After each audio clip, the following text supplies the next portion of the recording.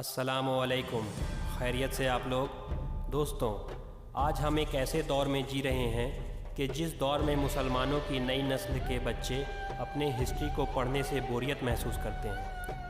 آج حالات تو یہ کہتے ہیں کہ ہر مسلمان بچے کو اپنی تمام چیزوں سے توجہ کو ہٹا کر صرف اپنی ہسٹری یعنی اتہاس پر توجہ دینا چاہیے، لیکن وہیں دوسری طرف مسلمانوں کے بچوں کا آج الٹا حال ہو چکا ہے۔ وہ لوگ اپنی ہسٹری کو پڑھنے کے بجائے پب جی، فری فائر، ٹکا ٹک، انسٹاگرام جیسے فالتو کے ایپس پر اپنا ٹائم برباد کر رہے ہیں۔ آج ہم اسی موضوع پر بات کریں گے۔ میں ہوں یاسر اور آپ دیکھ رہے ہیں الازہر پروڈکشن۔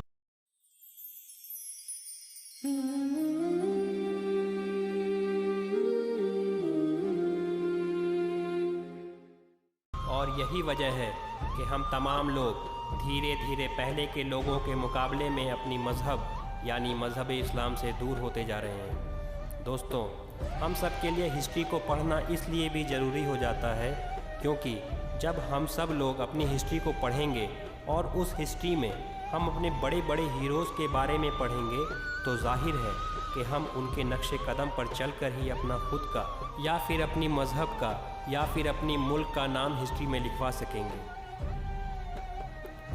کیونکہ ایک بہت ہی مشہور کہاوت ہے کہ اگر تم چاہتے ہو کہ اتہاس تمہیں یاد رکھے تو تم بھی اپنا اتہاس یاد رکھو۔ دوستوں، آج اس ویڈیو میں ہم بات کریں گے ایسے اسلام کے مہان یودھا کے بارے میں جس کی بہادری اور پیترے وادی کی تعریف نہ صرف مسلمان بلکہ غیر مسلم بھی کیا کرتے تھے۔ دوستوں، اتہاس کا یہ مہان یودھا کتنا طاقتور اور ہوشیار تھا، اس بات کا اندازہ صرف اس بات سے لگایا جا سکتا ہے کہ اسلام کے پیغمبر یعنی حضرت محمد صلی اللہ علیہ وسلم نے اس یودھا کو سیف اللہ کا نام دیا۔ سیف اللہ کا مطلب ہوتا ہے اللہ کی تلوار، یعنی ان کا نام رکھا گیا تھا اللہ کی تلوار۔ دوستوں، اس مہان اور ہوشیار شخص کو آج پوری دنیا خالد بن ولید کے نام سے جانتی ہے۔ دوستوں، خالد بن ولید کا جنم 592 عیسوی میں مکہ کے شہر میں ہوا تھا۔ آپ کے والد یعنی جن کا نام ولید تھا، ان کی گنتی مکہ کے ان چند لوگوں میں ہوا کرتی تھی جو مکہ میں سب سے زیادہ امیر اور سب سے زیادہ نامور لوگ تھے۔ دوستوں، جس وقت اسلام کے پیغمبر یعنی حضرت محمد صلی اللہ علیہ وسلم نے نبوت کا اعلان کیا اور لوگوں کو اسلام کی طرف بلانا شروع کیا، اس وقت خالد بن ولید ان لوگوں میں گنے جاتے تھے کہ جو لوگ اسلام کے سب سے زیادہ مخالف تھے۔ یہ اسلام کے سب سے زیادہ کٹر دشمن تھے اور اعلان نبوت کے 19 سال تک یہ کافر ہی رہے۔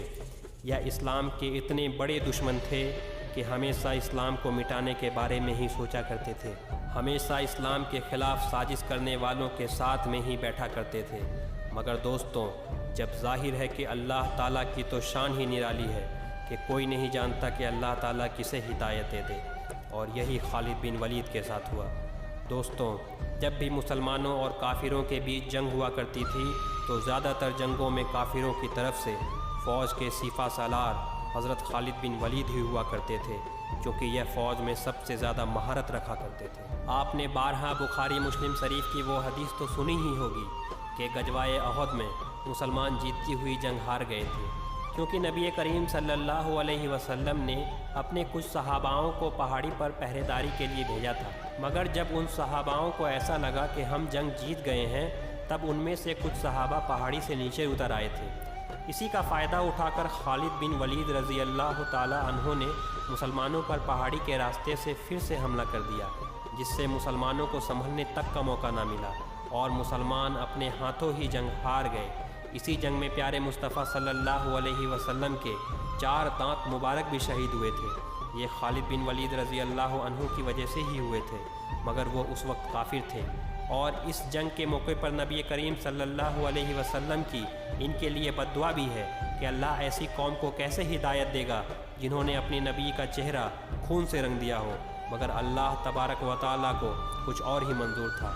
فتح مکہ کے بعد خالد بن ولید رضی اللہ عنہ بڑے پریشانی میں تھے، اور ان کی پریشانی کی وجہ تھی اسلام کی ہر روز بڑھتی ہوئی طاقت۔ وہ یہ سوچتے رہتے کہ جب کافروں نے مسلمانوں کو للکارا ہے تب ہمیشہ کافروں کو اپنے بہترین ہتھیاروں کے باوجود منہ کی کھانی پڑی ہے۔ कभी कभी आप रज़ी अल्लाह अन्हु सोचते कि क्या मुसलमानों के साथ कोई गैबी ताकत मौजूद है और क्या वाकई में मोहम्मद सल्लल्लाहु अलैहि वसल्लम अल्लाह के रसूल हैं। आप इसी सोच में डूबे रहते। तभी उनके बड़े भाई का ख़त उनको मिला जिसमें लिखा था कि ए खालिद, मोहम्मद सल्लल्लाहु अलैहि वसल्लम ने मुझे आपके बारे में सवाल किया है कि खालिद कहाँ है। मैं चाहता हूँ कि आप इस अंधेरी दुनिया से बाहर निकलकर इस्लाम के रोशनी में आ जाओ। इस ख़त का खालिद बिन वलीद रज़ी अल्लाह अन्हु पर ऐसा रोब पड़ा कि वह फ़ौरन मक्का आए और नबी करीम सल्लल्लाहु अलैहि वसल्लम के पास आकर इस्लाम कबूल कर लिया। सही बुखारी की एक हदीस में है कि नबी करीम सल्लल्लाहु अलैहि वसल्लम ने रोमन अम्पायर की तरफ मुल्क शाम में, जो आज का सीरिया है, अपना एक एलची रवाना किया था एक ख़त के साथ। उस एलची को कत्ल कर दिया गया और उस वक्त एलची का कत्ल ऐलान जंग हुआ करता था। तो नबी करीम सल्लल्लाहु अलैहि वसल्लम ने मुसलमानों का एक लश्कर रवाना किया ज़ैद बिन हारिसा रज़ी अल्लाह अन्हु की क़ियादत में, जो नबी करीम सल्लल्लाहु अलैहि वसल्लम के मुँह बोले बेटे भी थे। दोस्तों, ये वो वाहिद सहाबी हैं जिनका नाम कुरान पाक में है। रसूलुल्लाह सल्लल्लाहु अलैहि वसल्लम ने फरमाया कि अगर ज़ैद शहीद हो जाएं तो जाफ़र को अपना अमीर बना लेना, और अगर जाफ़र शहीद हो जाएं तो फिर अब्दुल्लाह बिन रावा को अपना अमीर बना लेना। अगर वो भी शहीद हो जाएं तो फिर तुम अपनी मर्ज़ी से किसी को भी अपना अमीर बना लेना। दोस्तों, जब ये तीनों सहाबी शहीद हो गए तो खालिद बिन वलीद रज़ी अल्लाह अन्हु ने फ़ौज की कमान अपने हाथों में संभाली और दुश्मनों के दांत खट्टे कर डाले। उनकी बहादुरी को देख दुश्मन भी हैरान और कुन हो गए थे।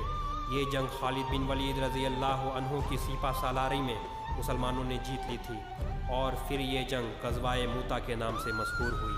जंग यरमूक में 60 सहाबा ने एक मौके पर 60,000 काफिरों का मुकाबला किया, और जब हज़रत खालिद बिन वलीद रज़ी अल्लाह अन्हु 60 मुसलमानों को लेकर जंग करने के लिए गए तो उस वक्त जंग यरमूक में मुसलमानों की तादाद 30,000 थी, काफिरों की तादाद 12 लाख थी। काफिरों ने 60,000 का लश्कर निकाला और कहा, पहले इनसे लड़ो, फिर बाद में हमसे लड़ना। तो हज़रत अबू उबैदा रज़ी अल्लाह अन्हु ने 30,000 का लश्कर इनके सामने खड़ा कर दिया। तो हज़रत खालिद बिन वलीद ने अर्ज़ किया कि आप अमीर लश्कर हैं, मैं आपसे अदबन ये मशवरा पेश करता हूँ कि अगर 30,000 का लश्कर हमने 60,000 के सामने रख दिया तो 12 लाख के आगे हम कौन सा लश्कर लाएंगे। आपने कहा, फिर आप बताओ मैं क्या करूँ। तो हज़रत खालिद बिन वलीद ने कहा कि आप मुझको इजाज़त दीजिए, मैं अकेले इन 60,000 का मुकाबला करूँगा। तो हज़रत अबू उबैदा बिन ज़र्राह ने कहा, ए खालिद बिन वलीद, आप जैसे अजीम जर्नैल को मैं ख़ुदकुशी की दावत नहीं दूंगा। मेरे नज़दीक तो ये ख़ुदकुशी ही है, मेरी तो समझ में ये बात नहीं आती। तो आपने कहा, अच्छा ऐसा करें, 30 मुजाहिदीन मेरे साथ दे दें, हम 30 मिलकर 60,000 का मुकाबला करेंगे। हज़रत खालिद बिन वलीद ने जब ये कहा तो अबू उबैदा बिन ज़र्राह ने कहा, ए खालिद बिन वलीद, अपनी जान पे रहम करो, मुसलमानों की जान पे रहम करो, 30 बहुत कम है। तो हज़रत खालिद बिन वलीद 60 पे राज़ी हुए। हज़रत अबू उबैदा इस पर भी राज़ी ना हुए कि कहीं मुसलमानों का नुकसान ना हो, लेकिन हज़रत अबू उबैदा की राय और हज़रत खालिद बिन वलीद रज़ी अल्लाह अन्हु की राय में इख्तिलाफ था, लेकिन दोनों अपनी जगह सही थे।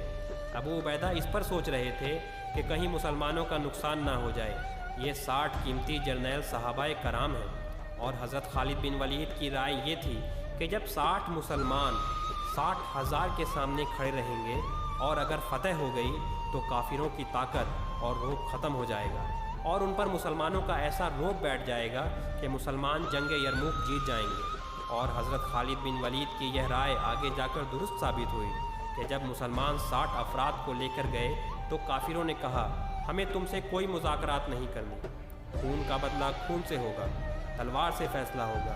तो खालिद बिन वलीद ने कहा कि हम जंग करने के लिए आए हैं, कोई तुमसे मुज़ाकरात करने नहीं। तो वो हंसने लगे, कहा, अपनी जान पे रहम करो। आपने फरमाया, जंग शुरू हो तब आपको मालूम होगा। अब हज़रत खालिद बिन वलीद घोड़े से उतरे, तमाम सहाबाए कराम ने दोनों हाथों में तलवारें ली और 60,000 के लश्कर में गुम हो गए। सुबह से लेकर शाम तक जंग होती रही। अल्लाह तबारक व तआला का करम, 5 मुसलमान शहीद हुए और 5,000 काफिर मारे गए। हज़रत खालिद बिन वलीद ने इतनी तलवारें तोड़ी اور اتنی تیزی سے آپ نے تلواریں چلائی۔ اس وقت آپ نے کالا امامہ ڈالا ہوا تھا، تو کالے امامے پر اگر لال رنگ لگ جائے تو آسانی سے وہ پکڑتا نہیں ہے، لیکن اتنے آپ نے کافروں کو قتل کیا کہ سر سے لے کر پاؤں تک آپ بالکل لال اور سرخ ہو گئے تھے۔ جب جنگ ختم ہوئی، شام ہوئی، تو کافر بھاگ گئے اور انہیں شکست ہو گئی، تو مسلمانوں کے 5 مسلمان شہید ہو گئے۔ حضرت خالد بن ولید نے اس پر بھی افسوس کیا۔ اللہ تبارک و تعالیٰ نے صحابہ کرام کو وہ روحانیت دی کہ وہ بڑے سے بڑے لشکر کے سامنے بھی ڈرتے نہیں تھے۔ اللہ تعالیٰ نور قرآن کے صدقے میں تمام مسلمانوں کو وہی غلبہ اور وہی عروج نصیب فرمائے۔ اگر ہمارا ویڈیو پسند آیا تو لائک اور شیئر ضرور کریں، اور ایسے ہی ویڈیوز کے لیے ہمارے چینل کو سبسکرائب کریں اور بیل آئیکن پر کلک کر لیں، جس سے ہر ویڈیوز کا نوٹیفیکیشن آپ کو سب سے پہلے ملے۔ اور نیکسٹ ویڈیوز ہمارا کس ٹاپک پر ہو، آپ ہمیں کمنٹ سیکشن میں ضرور بتائیں۔ جزاک اللہ۔